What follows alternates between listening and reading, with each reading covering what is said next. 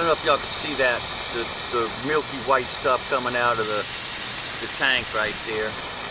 The boat that came in that one run, and I didn't even fill out a work order. I just went ahead and took a gas sample. You can see it's creeping up the hose there. It's just milky, yuck, and everything else. So he said, we're gonna have to drain your tank. And he was amazed at the fact that there was water in his fuel.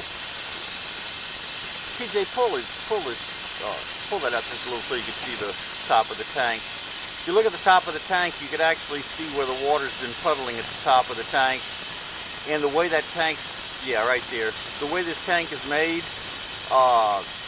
when it rains, water will get on the top of the tank and sit and ooze through there and fill his gas tank with water. And that blue hose has a liner in it, and it's the original hose from the boat, and it's not designed for ethanol.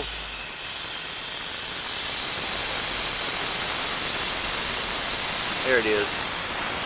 That's the liner. So when you have that hose with the liner, you don't use it because the liner collapses and the motor doesn't run. So we're draining. Now you can see it's clear. You can see air bubbles that are coming. Before it was milky white. So we told him we'd drain his tank completely. And that's what we're doing. And this is the only way you can drain a tank, is access it and vacuum it out.